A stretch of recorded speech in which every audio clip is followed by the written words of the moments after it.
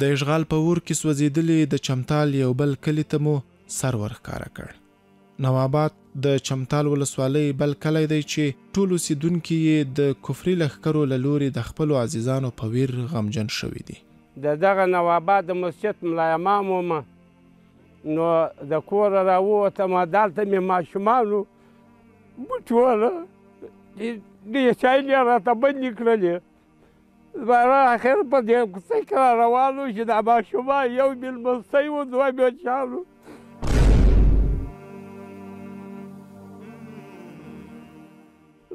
خدای دغه ماشومان څه شوله، دغه مځکې در مابینه پورې راورسېدم، ډېسې راغلم ویولم د ډاګه. نو دغسې مو ژوند و. اخر نو نفره پسې وه، بلا هغو پورته کړم، کور دې مې وړمه. د کوره څخه یې الله تبارک یله مې کوي یله مې کوي. دغسې کیسه وه چې د دغه حویلۍ په مخ کې ناست وو یو څو نفره، زیاتو کم 5 به وه، 8 به وه، 10 به وه، دلته ناست وو. مازدیګر ورسې تیاره راغله، زیاتې بمبار یې راباندې وکړ. دروازې یې راڅخه چپه کړې، دیوالونه یې راڅخه چپه کړه، زیاتې دا منطقه ګرده راڅخه خاور خاګاره کړه. زیاتې یوه سیاسره هم په کور کې هم زخمي شوه. د بمانو پارچې یې وخوړلې تر اوسه پورې. دیوالونه مو هم کنډو کپر دي، حویلۍ مو هم کنډو کپر ده. خپله زیاتې عمر راباندې تېر شوی، سپینه ږیره د کار او د زندګۍ یې واچولم. زیاتې اولاد مو په غاړه کې لوېدلی دی اوس. نه ورته پوهېږم دې ظالمان ولاړه وتښتېدله، ورک شوه. کې امریکایان وه، کې اربکیان وه، کې هره بلا وه، زیاتې د ټوله ورک شوه.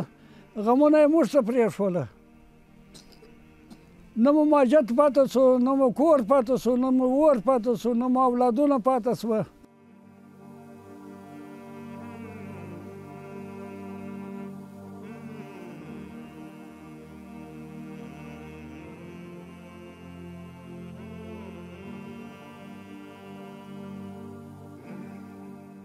امریکایي اشغالګرو ډېرې سیمې لوټه لوټه کړي، هیڅ کورونه یې بې درده او بې غمه پرې نه ښوده، او د عقلانیت او مدنیت په عصر کې یې د وحشت شرمونکی تاریخ جوړ کړ. نو د مازدیګر لمانځه نه وروسته داسې دوکان مخکې جومات سره 4-5 نفر سره ټولېدلو، ډېره مو کوله. بس د امریکایانو وخت تیارې رالې، بم یې وغورځوئ.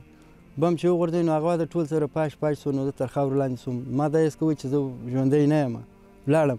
خو بیا هم خلک دا خو تیارې چې ولاړې، خلک دا خو د دې خوا را روان وه، سر راپورته یې کړو، ویوړم شفاخانې ته.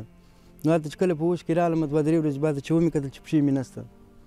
نو بیا چې پوښتنه یې راته وکړه چې راته ویې ویل چې ورور دې شهید شوی دی. نو زه ډېر غمګینه شوم، بیخي غمجن شوم چې ورور مې تللی دی، زړه مې درد وکوي.